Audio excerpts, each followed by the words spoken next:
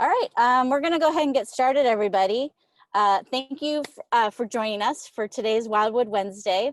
I'm Robin McGillis, and my partner Marie Markham and I are super excited to have all of you here. Just a quick side note, I'm calling from my car. We're doing a family road trip. We broke out, and we're just gonna do a little outing for about a week on the road. Trying to mix it up a little bit among this COVID madness, but in a safe way as possible. But anyway, so thank you for joining us. And for those of you that have been on before, you know about Wildwood. But for those of you that haven't, Marie and I are both coaches here in Portland, Oregon. I'm a coach at Central Catholic High School. I've been there for about 8 years as the head women's cross coach. And Marie is an assistant coach at Lincoln High School for track and cross country. We're both lifelong runners, and we've attended several conferences together.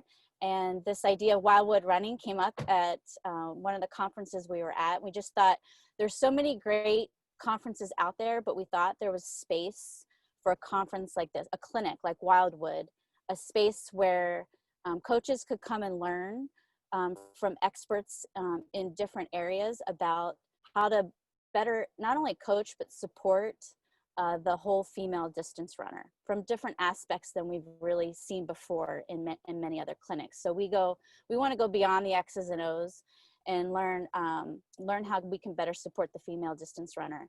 This mini Zoom series has been featuring some of our speakers that we're going to have in our August 7th and 8th clinic. We've been doing these little mini sessions to introduce you to these great speakers. A little announcement on our clinic. So we have finally, it's going to be August 7th and 8th, and we are going to we had hoped obviously to do this in person, but we just felt like the most safe thing to do as far as bringing a larger group together and being able to reach more people was to do this over Zoom. So we are going to go the Zoom format for the clinic. Tickets are on sale now on our Wildwood website, but Marie will have more information on that at the end of the session. And then we're also, in addition to that, we're in the process of looking into having what we're calling a town hall group meet in a few cities. For instance, we're researching, we've got Boise, folks in Montana, Bend, California, that are looking at the opportunity to host a small group that is in line with the COVID standards in that community, of a small group that would want to come together and watch the clinic, come together, watch the clinic. We would send them a goodie box of items to kind of give it more of that clinic feel. And then that small group would have the opportunity to engage in maybe some more meaningful conversation because you're in that, you're together while viewing it. But we'll have more information to come on that in our newsletter as we solidify those details. So this clinic, this session, as with the other sessions, our speaker will talk, and then we'll have some Q&A after, and we just ask that you put your questions in the chat section, and then Marie will go ahead and help facilitate those questions with Melody. So I'm going to turn it over to Marie, and she'll go ahead and introduce our speaker for today. All right, thank you. So most of you probably have heard of Melody Fairchild.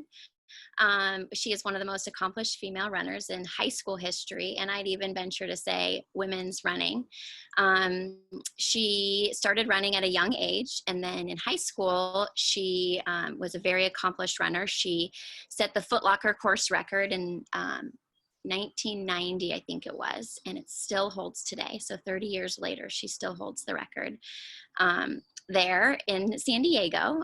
She was also the high school 2-mile indoor record holder, and I think outdoor as well. Mary Kane broke her record a couple years back, also holding that record for an extremely long time. After finishing her high school up in Boulder, she headed to the University of Oregon. She completed her freshman year there, and then after her freshman year, she took a year off, and she really evaluated her running, and she really took time to step back and analyze, why am I running, and who am I, and what is my identity?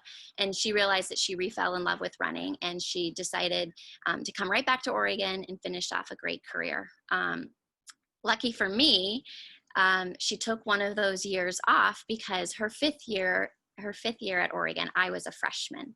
And I remember walking in our freshman year, and Melody decided to bring us all to the dock. We were at Odell Lake, and we were having our team camp, and some of you on here I know will remember this moment. And she was sitting there like, oh, the wind is blowing and it's creating this great aura around us. And, you know, I just think it would be really great if we won the NCAA championships this year. And it was just like Melody's way of calmly and coolly saying, yeah, this is something we're going to do. As a freshman, I was freaked out. Like, are you kidding me? This sounds so scary. It's scary enough to enter college, but not let alone to have a big goal like that. But Melody was one of those people who nurtured and cared and seeks out like everyone's needs in such an individual way that I was totally bought in, like everyone else was. We didn't end up winning the NCAA title. I think, Melody, you finished somewhere in the top 10. I can't remember off the top of my mind, but we did all right. Finished in the top 5, I believe. Can't quite remember. But then that winter, I remember you winning the 3K indoor championships, NCAA championships. And I remember it was like a couple weeks before your race, and a bunch of us just looking at you and being like, she's going to win. Like, she looks amazing. So that was really cool to be a part of that. Since then, she's been on some USA teams with also I guess in high school, to step back, she was on a USA team, finished 3rd in the world junior cross country championships. And so she continued her success that way. She's been a masters champion as well. She's now a coach for the Boulder Mountain Warriors. I think it's been like 7 or 8 years. Melody, I was looking at your website yesterday, and I'm going to read what one of your mission statements is. I love it. It says, athletes light a spark for running, or you want to help athletes light a spark for running, which continues to burn bright into high school and beyond. And Melody and Robin and I were having a conversation about our importance of helping kids love running, so as they continue to move on, they can continue to grow. What I love most about Melody's story is that she stayed true to who she is. It might have taken a year away from running for her to have a quick gut check to figure out who she was within the sport and away from the sport. And, you know, I think that's really important. And I think to a lot of female runners who don't have that opportunity, who aren't able to check in on themselves. And I think that's really cool. Most importantly, those of you who know Melody well, she feels all the feels. She's emotionally attached to everything she does. She's driven, excited, and a really big thinker. She's a great contributor to the sport. Her and Elizabeth Carey, who a lot of you listened to last week, have a book coming out called Girls Run, which is really exciting. When Robin and I decided to start this clinic, we were in a bar in Boulder, and I texted Melody and I said, can you please come to this bar? And I think it was around 11:30 that she showed up. You were out to dinner with, like, what do you call it, your running crew, and you said there was like a 70-year-old woman and a 20-year-old woman and you, I don't remember, but at midnight she was like, yes, we're going to do this. I'm going to come join you guys. So we appreciate her so much and all that she offers to girls in running, and we're happy to have you here today. Wow, thank you, Marie. I think I'm gonna make a bumper sticker that says, warning, I feel all the feels. You do. I like that. Yes, I do. Well, thank you all for attending. I'm really honored to do this. It's interesting. I've only been on a Zoom call like this twice with the state of Oregon over Steen's Mountain Running Camp and my running camp, fighting for them to survive this summer. So I was just a listener, but I'm feeling all the feels about speaking on Zoom, just like I would if I was in person. So that's super interesting. My heart's racing a little bit. I think it's racing for a number of reasons, because probably primarily that what's happening here is we're making history. I think what Robin and Marie are doing and creating a collaborative experience for coaches to come together, and accessible to coaches all over the world through the internet, specifically to talk about how can we improve the experience of female runners, it's so exciting. It's almost incomprehensible to me. It's really something that I've dreamed of doing, and I thank Elizabeth Carey for helping me manifest that dream with our book, which is really exciting. We got to announce that on social media yesterday.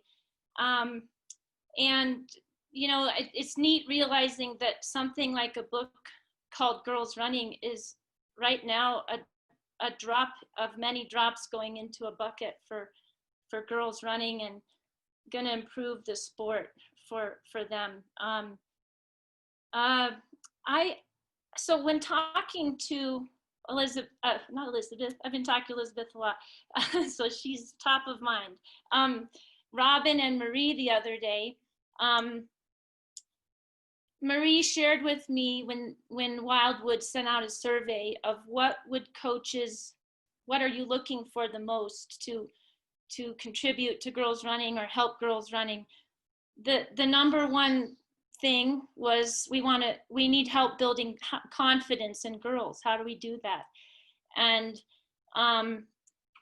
so I've been thinking about that, and another thing that to partner with that came out of my conversation with Robin and Marie was that Marie actually said, you know, I just want to help girls not fight their bodies when they're going through puberty. And the question of puberty for a female and running, and how are girls embracing that, and how are their coaches allowing them to embrace it, that's the crux, really. And it has been so apparent to me. It's been extremely just front and center in my experience as a female runner since I guess I'd have to say the original time it really, you know, it started creeping into my consciousness was when my mother, when I was 15, said, you know, I'm worried that you haven't started your period. And she was going to talk to her gynecologist about, should I get on a birth control pill to start my period? And so she did. And he was ahead of his time and said, I wouldn't do that because research has not been done on females to know if the synthetic hormones and birth control pills, which will help a young woman start her period, if they are actually healthy for them. And there had been some research done that showing that using those synthetic hormones led to breast cancer, which my mother actually died of. So so I didn't do that. And I just went ahead and kind of fumbled my way through meeting myself on the road with my period one day. And it was a journey for me, and whether it's expressed by your female athletes or not, it is a journey for them. And you know, I love Elizabeth's treatment in our book on the puberty. The chapter starts saying PUBERTEE, spell it out with me. Let's say it together, puberty, just to start talking about it. That the awareness of it, number one, is going to make such a difference, and naming it and bringing it out of the shadows and into the light for girls. If as coaches, if you can personally overcome your own discomfort with talking about it, that's going to get girls more than 50% of the way, so that you open the door to them knowing, oh, okay, my coach knows about this and is comfortable with it. Even if you're not, I just do it anyway. It will make a big difference. But unpacking that and what is that journey about for many girls is really rich.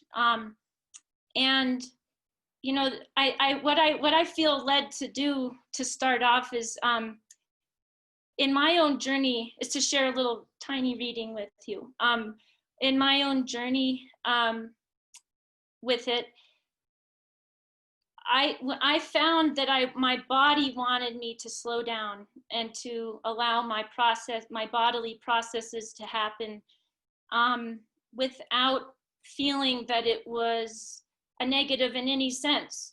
And there's a whole litany of negatives that a girl could go through when she has her period and she's in the middle of her first cross-country season in high school or college. Everything from, you know, oh no, it's going to ruin my workout, or I'm heavier than I normally am because I'm retaining water. I mean, it's just on and on. But really what we want to do is, first of all, not worry about those little physical things. They're just temporary. And we don't want to do anything to put it too tight of a lens, too close of a lens, to get too narrowly focused on a physical process. Our bodies are changing every day. And for girls to start to be encouraged to see that this is just a part of the flow. It's like you're the ocean currents flowing around the globe, you know, and going fast at times, you're hot at times, you're cold at times. It's very dynamic. As runners and as coaches of runners, we like data, or some of us do. I'm not personally a coach that does, I'm too much on the other end. I need to analyze data and help assess kids more with that. But you have to be careful about that with things that go on with girls with their periods, because it's so changeable and it's so different from girl to girl. So my perspective on this is that girls just need to be allowed to honor that process as a female, and kind of going wider angle view, just talking about what are some of your strengths and traits as a female in general. And years ago in my own journey with finding acceptance of my period and really embracing it as a strength. And also, I think it's probably, it just can't go without saying that that doing that means addressing a very healthy, well-rounded diet.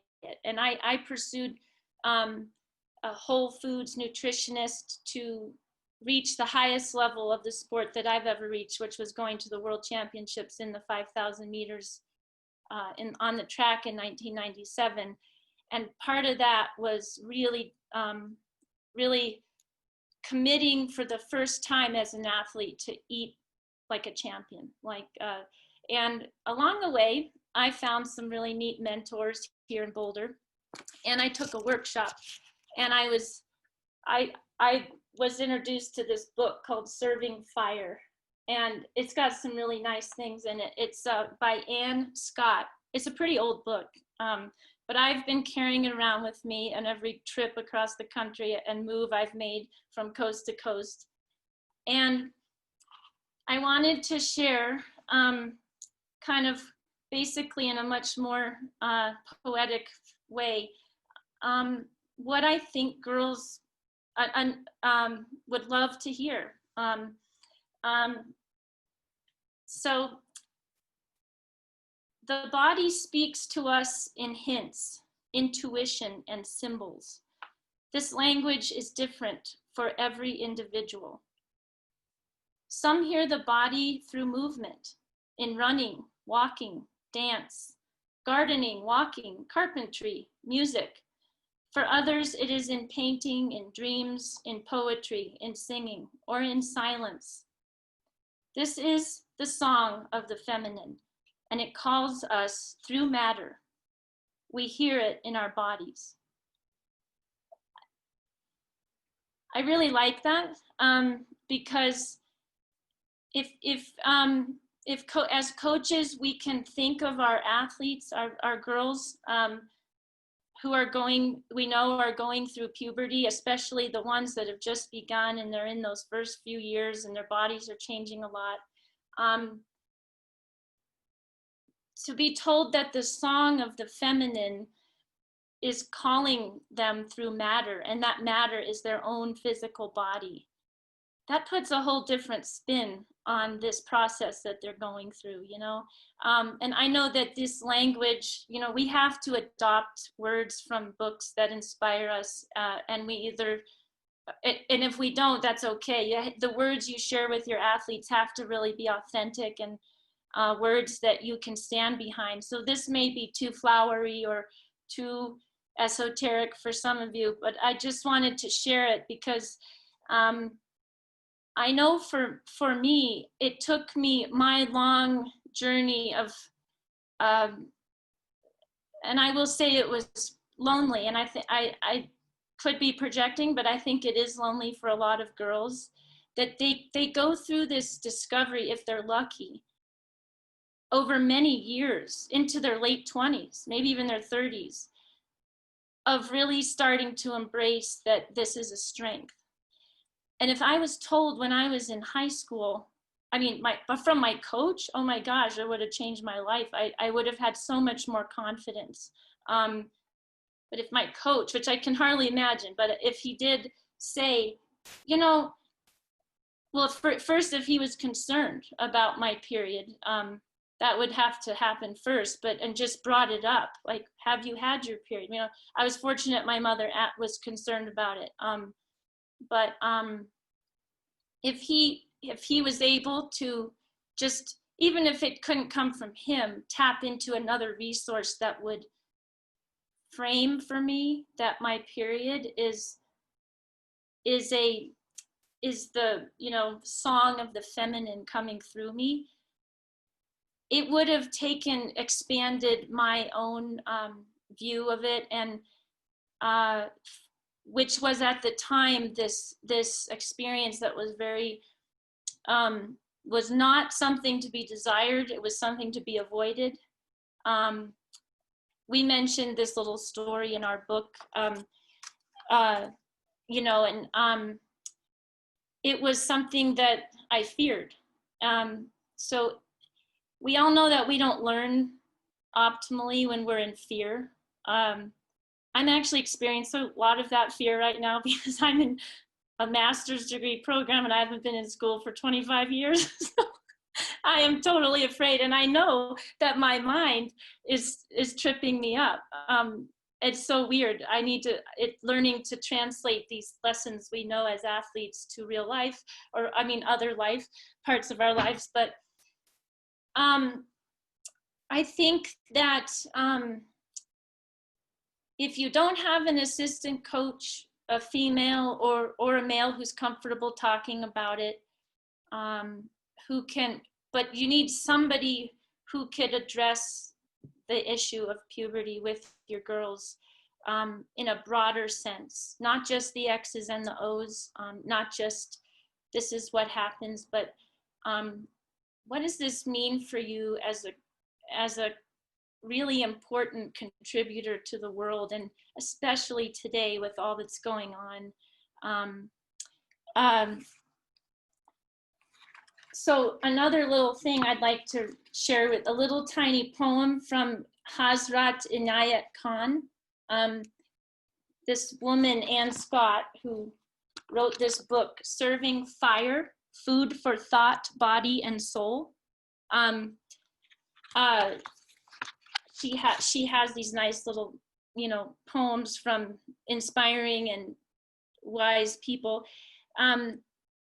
I'd like to share this with you because I think that it's more of a, it would help, this kind of thinking would help a girl to think differently about the rhythm that's happening with her menstrual cycle in an empowering way. Rhythm is the keeper of health. And when there's something wrong with the health, the rhythm in some way or other has gone wrong. As when the tick of the clock gets out of rhythm, the clock goes too fast or too slow, and it does not give the proper time. when I read that, I really thought, I think it's very applicable to a girl's period, you know. And for those of you who, as coaches, you know, your heart breaks when you hear another girl say, I have a pain in my leg. Oh God, get a scan.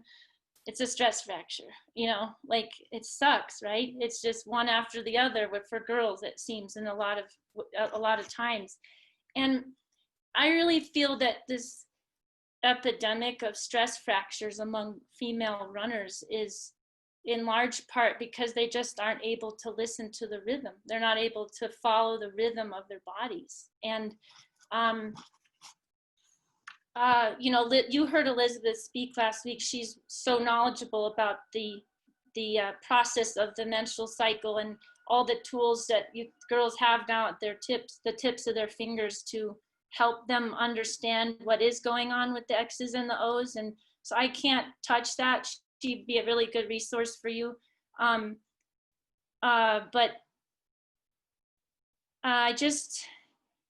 you know, I think that for a girl to be able to trust her body and allow that rhythm, for one thing, just to start is huge. Marie mentioned in my introduction that I took a year off, that year is the reason why I kept running. As I look back on, I'm 46 now, and I really don't think I would be running to still, or I wouldn't have had I think I would be running, but I wouldn't have had I wouldn't have been able to step back and get that wide angle view, and have the energy, and the will to keep wanting to perform. So that's all to say that me choosing to step back and get off the treadmill where I didn't feel I could get into a rhythm because it was just feeling broken for a whole year, it allowed me to push the reset button. And I remember even before I left college, I was Northwest Runner. I don't even know if that magazine exists anymore, but they did, well, Michael Scott, who now works for USA Track and Field, he did the article my senior year, and he used as the, he pulled out and used as a sidebar in the article a quote, and it was something from me, and it was, if I had the authority to make it so, I would say that all freshman girls should be required to take a year off their freshman, no competition, their freshman year of college. I thought it was the exception rather than the rule, that most of the women I knew at Oregon, they had the freshman year was tough, and if given the chance to go into college and just plan on getting stronger, adjusting to a new life, finding rhythm in a new place with new people, with new food, the whole thing, I think girls would be really a lot better off in their long-term careers. So, you know, it's kind of tricky to tell a bunch of coaches, well, just tell your girls to take a year off. You don't want to do that. And it's really tough as a college coach, I know. But if there's some way that, you know, the systems are breaking down right now, maybe we can change the system in the NCAA and make it possible for this to be a very active conversation among coaches and the people in charge. I know some universities do it. I see Travis and Samantha on here, and I maybe you guys already know, maybe you do this already, I don't know, but I believe that, like, CU Boulder, most of the women there, they don't run the first year. They try not to, I guess. So I really, for obvious reasons, I know they're very personal, but I'm a big proponent of taking that time off, especially as a young person is developing their own identity separate from their parents. there's so much going on for athletes. And that reminds me of something that Elizabeth and Robin and I talked about the other day, because I said Elizabeth again, I'm so sorry, Marie. Yeah, Marie and Robin and I talked about, Marie's really concerned about the over-identification of girls with their running identity. And Robin brought up Kara Bozzi's work, which I think you're going to have Kara on in the next couple weeks, and mentioned that she's doing work around helping girls divide up the pie of themselves and make sure that it's not 90% runner. And that's really huge. And the thing that girls have to be reminded of is that you can do that and still be your very best runner. I did it backwards. I was determined to make it to racing form to age 40, because I'd spent 15 years doing a lot of personal growth and seeking out some wisdom to help me kind of just become more of myself and more fully human. And along the way, I realized that it's really true, that the big secret is, if you're feeling joy, everything's possible. And I wanted to prove to myself, I wanted to use myself as a test case. So I'd go to these masters competitions and just be totally stoked and happy and get in a very happy place. Because I wanted to see, can I still win? Can I still reach my goal here when I'm not narrowing my focus, but I'm expanding it? And it worked for me. And I think there's, who knows, but as coaches, if you're seeking some new approach with your kids, you might just try playing with whatever that means to expand, let kids try. If you see a kid getting overly serious, you can't break them out of their sort of myopia on one thing. Give them permission to loosen up, however that looks for you. Runners we get a little weird, we get very obsessed about certain things.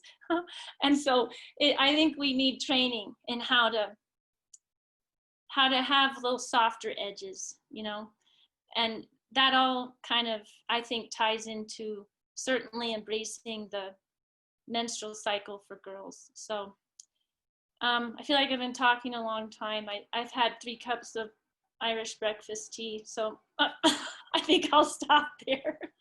No, it's so great. I think Marie, so we'll take some, we've got a couple questions that came in from Instagram, but if folks would like to ask Melody some questions, you guys can go ahead and just type it in the chat, and Marie will. I will navigate that. Yeah. Yes. The first question we had is, when did you start running, and what was your mileage progression like? So I started, I started running. The original time, like the genesis of my running was in 3rd grade. I decided I wanted to run to this place in the canyon where I grew up called the House Behind the Rock. And it was a very powerful experience for me. I was truly excited about it. I saw it as an adventure, and I was back in a minute. It was 200 meters away. So, and I started literally adding a step to that house. I put a line in the dirt next to the house on the side of the road, and I just told myself, I'm going to go a step further every time I run. And so I eventually started adding more steps, but what I did is I ended up running about 2.5 miles over to another canyon yeah, grew up in a canyon, and then you could run the steep dirt road to the next one, and I'd slap the mailboxes and I'd fly home back down. And it was 5 miles, and it was all up on the way out and all down on the way back. And that's the run that I cut my teeth on as a young kid. And I played competitive softball and basketball until I was going into 10th grade, and 10th grade was the first year of high school for me back then. So I always running up until that point was mostly something I squeezed in before, or mostly before softball and basketball games. I had this thing, I had to run a mile before I played a basketball game. And if I did, I just felt like I was just a different animal on the court. But I started running the Boulder, wrote 10K actually when I was in 3rd grade. I finished it in an hour and 10 minutes and walked some. And then I just started doing that every year. But I didn't do any formal running until I was entering high school. I did do the middle school or junior high school track team 7th, 8th, and 9th grade. But that was, 8 weeks in the spring. And I ran a 5:25 mile in 7th grade. And I never really trained though. I would go and do those poor man road runs between the two canyons. I don't really know how frequently, but I honestly didn't start counting miles until I was in high school.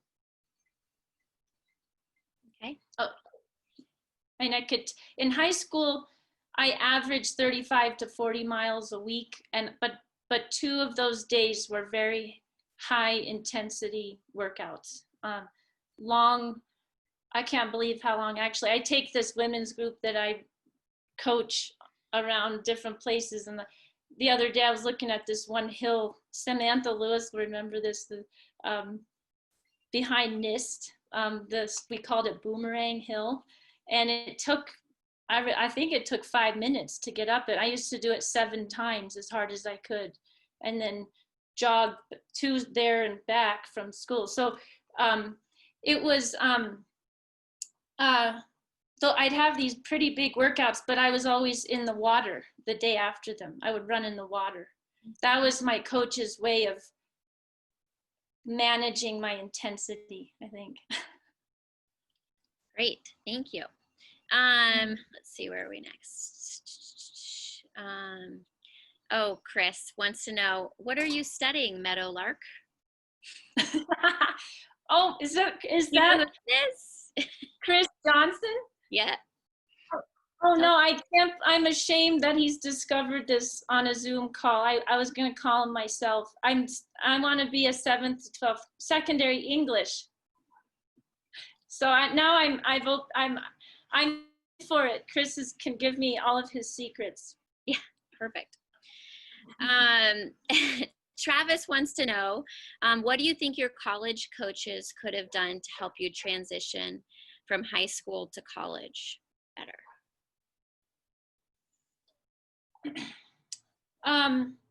Well, for one thing, giving me specific guidance on what to do the summer going into college.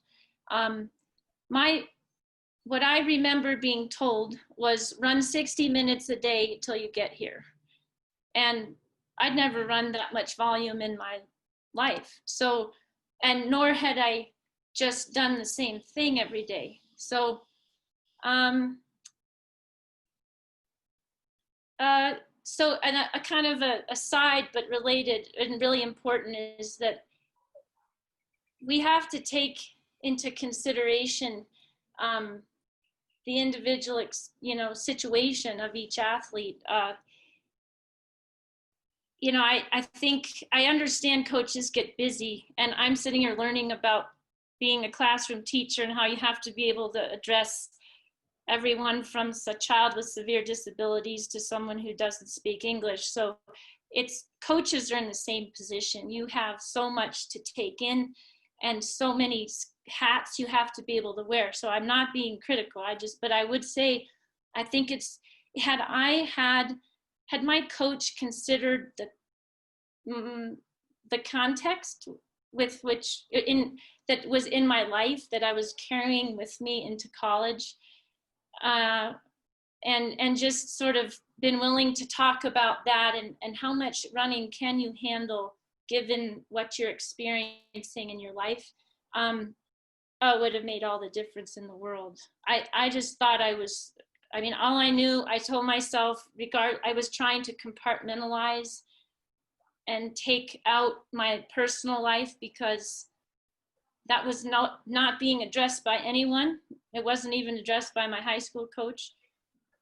And yet I had all these expectations to be performing at the same level that I had in high school and to continue that. And when I look back on that, it's just crazy. I think, so addressing my whole self, having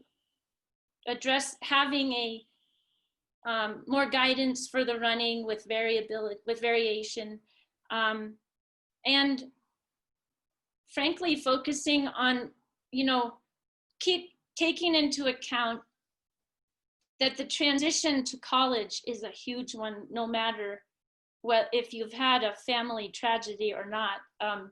And there's many pressures that kids are putting on themselves going into college. It's unbelievable to me. And I thought I had them. The kids today have 100 things going on. And so I think, I don't mean to oversimplify it, but I think reminding them that you've got to keep the love in it. Go on runs that make you happy. Find your friends and laugh. If kids are associating running with positive feelings and joy, they're going to be fine. They're still going to have challenges, but at least you have that baseline of, I'm happy, I'm healthy, and you don't have to be at razor's edge fitness going into your first year of college. You just need to have a good baseline. I didn't discover that and that balance until I was going into my senior year, and the pressure alone of knowing that the end of my college road was 12 months away. I said, you got to do whatever it takes to stay healthy because you want to accomplish something. Don't mess it up. At that point I got it. It was on me. And I do have to say, I think that the college journey is about over those 4 or 5 years, the athlete accepting that, yeah, it is up to me to take care of myself and to talk to my coach about what I need instead of waiting for that coach to figure it out for me. And there needs to be that evolution of the relationship to more of an equal, an adult to an adult. But certainly as a freshman going in, I think to even have that, again, a wide angle view presented to the athlete that, over this time, I got your back and I'm here to teach you and to help you and support you. And I want you to know my goal for you is that by your senior year, you're writing the plan, and I'm going to say no, or yeah, or go on. And to prepare them for post-collegiate running, since I really believe many collegians, if they are on a collegiate team as demanding as college teams are, I don't know, I'd love to hear from some of you college coaches, but I think a majority of athletes, at least if they don't have a plan to run after college, they have a dream to. And that self-reliance and self-trust, it has to be there by the time they're leaving. They need, so it's developing the whole person. That's great. One thing our head Coach Lincoln, Eric Detman, and I talk Oh, about you're a you're lot is the you're freezing up, Marie. happier and the healthier Yeah, I'm gonna. the kids are. She's frozen, so I'm Their gonna. performance is going to improve as well. I don't think she can hear you. Yeah. Okay, I'm gonna go ahead and just go to the next question. So from Peter, it says it's tough to get high school girls to want to continue working hard. Once to account is important. Oh, now she's out. Sorry. Sorry, I'm going to go back to that. So it's tough to get high school girls to want to continue working hard once puberty hits and their improvement rates decline. Any hints on how to keep motivation during the span in their development? Did you hear that, Melody? I did. Yeah, that's Yeah. a really great question. Yeah, it's a big one. It's a big one. I would love a chance to, do you write those questions down, Robin, or do you have like a record of them?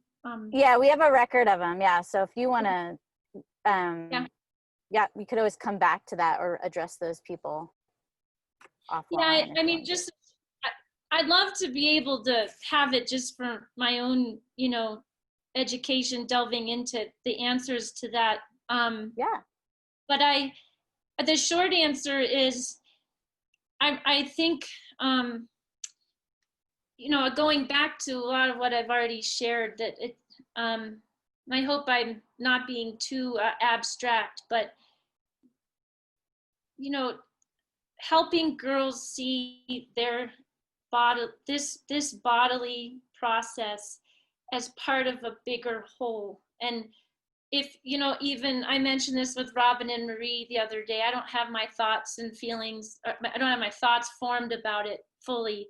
There's so much in a whole different area of literature and just schools of thought that way beyond the running world that we could tap into to help girls get that sense of this very sacred process of theirs being a strength and part of a bigger flow in the whole world, the whole universe, the earth. I'm sure there's some there are some great resources in Native American lore and literature, because there are tribes that have, and in Africa and in the Americas, that they treat the commencement of the menses as it's a huge rite of passage, and there's ritual around it. And when it happens, there is a sense that it's a very personal and deep experience for girls, and they might not even be conscious of that because it's so driven deeply away out of our psyches. But as women, as females, that this is a connection to the rhythms of the planet. It's a connection to all other women. And for girls to have some sense of that, it seems to me that they would, it would give them permission to be easy on themselves when their times are dropping. And but never mind all that. If that's not comfortable, you can simply say, just know that this is temporary. It's not permanent. And I know that doesn't totally get you all the way there, because your girls are eager athletes. They want to perform. They may be so driven that they don't want to slow down. There are those things. But that's where they have to get some teaching on how important self-care is and how important recovery is. And that recovery is not, it's not a shameful thing. Resting is not, it's not, we don't need to have the scarlet R on our heads because we rested, like that's a cultural thing that we really need to break down. So I hope that helps. It's a No, big question. that's great, Melody. This next one's, there's some similarities, but it's how do you help support and provide balance for girls who have early success but then find new challenges as their bodies change and or new competition arrives? So how do you support and provide balance? And how and maybe like with the coach at the camps that you've done, the high school girls camps that you've done both in Boulder and then the one that you had planned, I know that's not going to happen this year, but how for those girls, how do you talk to them about providing balance in their life?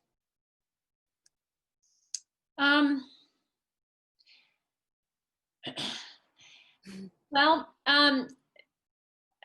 it's a long, I gotta tap into a memory of working with a girl from Boulder High last few years.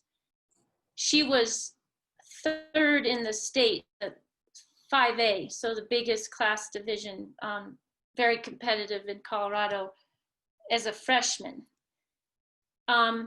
What's crazy about this story though is that she was still so good, but she was third. And then as a sophomore, she was fifth, but in a more competitive field.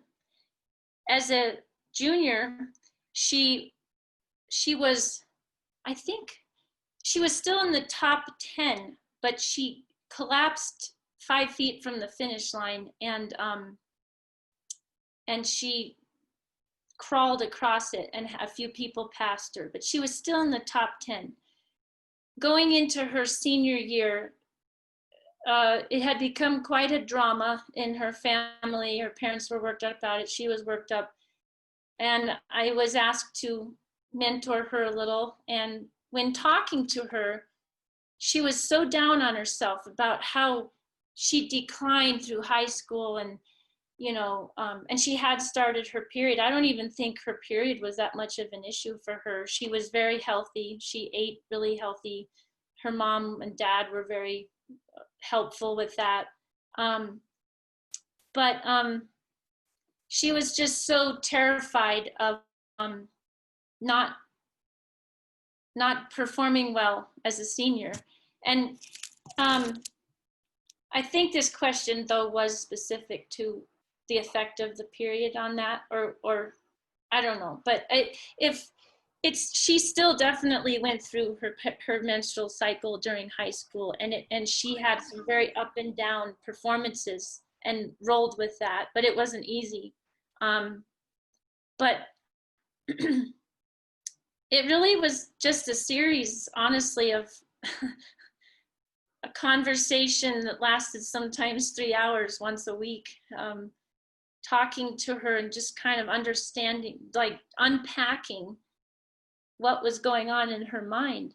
And it was astonishing to see her, to hear her talk about her desires, and without even realizing it, she was coming up with reasons why it couldn't happen over and over and over. And I'd have to catch it and go, wait a second, you just said you want this, but you're saying you can't do it because of this. And just kind of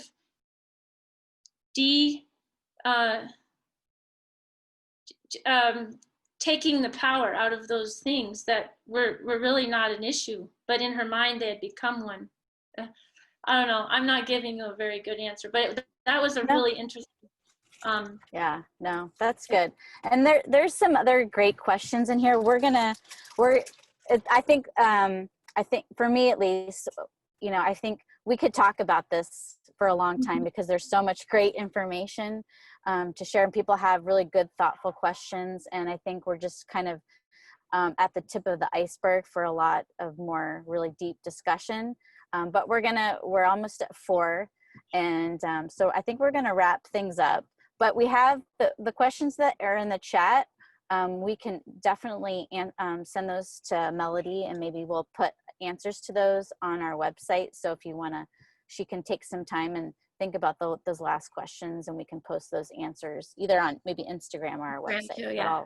I'll turn it over to Marie. Thank you, Melody. I'm gonna let Marie wrap it up. But and the book. We'll talk about the book. Yeah. Said she likes that. Girls Running. I think those of you who were here last week, was it last week, Elizabeth? Yeah, last week, was able to walk through the book a little bit and gave a promo code and stuff like that. So I know that if you go to Velo Press, which is what I did, you can check it out and it gives more details. And I already purchased my copy, so it'll be coming soon. Yeah. And I put a link to it in our earlier, sweet. before the beginning of the chat. I put a link to the book. Okay. Yeah. I've lost all my chat since my internet keeps going out. Sorry. Okay. What we wanted to say to all of you guys is, because we've decided to kind of relaunch our clinic and start with our new price and our Zoom, we've gotten everything figured out. We appreciate all of you guys for coming back week after week. So we have the next 10 people who sign up for our clinic. We have free Wildwood trucker hats that we will send to you guys. So if you think you're going to come or you're already planning on coming, head over to our website. I don't know, Robin, maybe you can add the Eventbrite in. And we would love to send you a hat if you're willing, if you want to come. So other than that, we will be putting up more information on our town halls as we kind of solidify those. So if you're in a community where someone's hosting one and you're interested and you feel like gathering with people, it would be great. If you feel like doing it from the comfort of your home, that's fine too. So Melody, thank you so much for such a great conversation. We've gotten some texts from people about your heart and how wonderful you are. So thank you, we appreciate it. Thank you very much. It's really stimulating. It's so nice to see faces of friends I haven't seen in a long time, and yeah, Steen's family. Perfect. Well, thank you all for coming. We appreciate it. Yeah, I think we need to have a Steen's reunion on Zoom. And Robin, we have one more Wildwood Wednesday, right? Next. Oh yeah, yeah, one more. Yeah. Next week. Wednesday. We were going to have it a couple weeks ago, but we postponed it. So the ladies of the Women's Running Coaches Collective are going to be talking about the importance of women's coaches in running. So we hope you guys can join us then too. Thank you. Thank you for doing this work. Thank you, Melody. Thank you so much. Thank you, everybody. You're welcome. Thank you.